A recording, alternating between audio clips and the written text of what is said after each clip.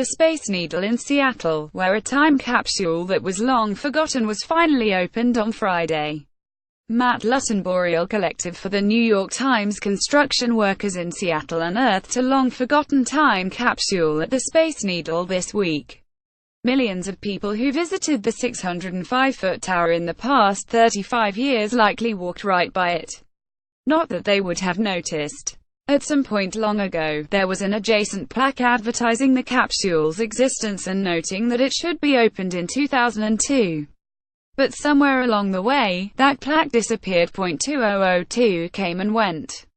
Space Needle employees who helped install the capsule scattered, and memories faded. The time capsule featured a sketch by John Graham, the architect who designed the Space Needle.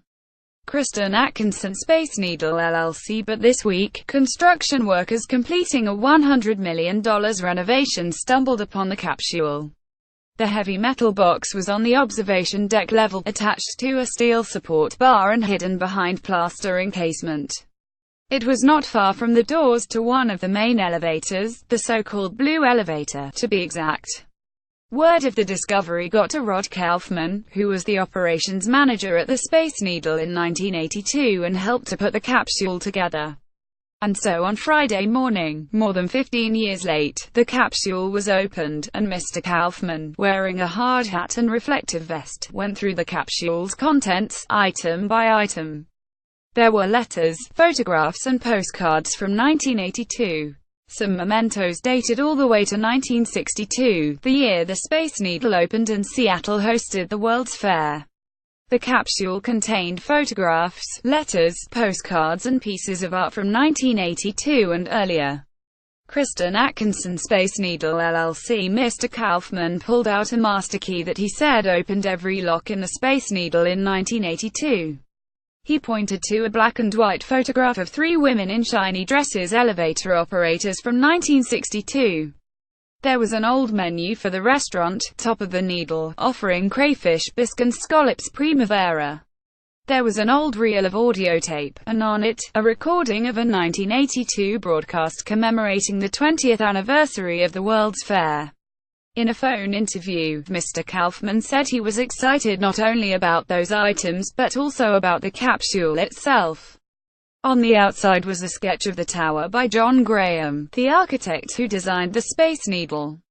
And Mr. Kaufman's own wife, whom he met on the elevator at the Space Needle, had written in careful calligraphy on the top time capsule to be opened April 21, 2002. People are like, well, why was there a 15-year lag, said Dave Mandapat, the Space Needle's public relations director. And it's because I don't think anyone knew about it.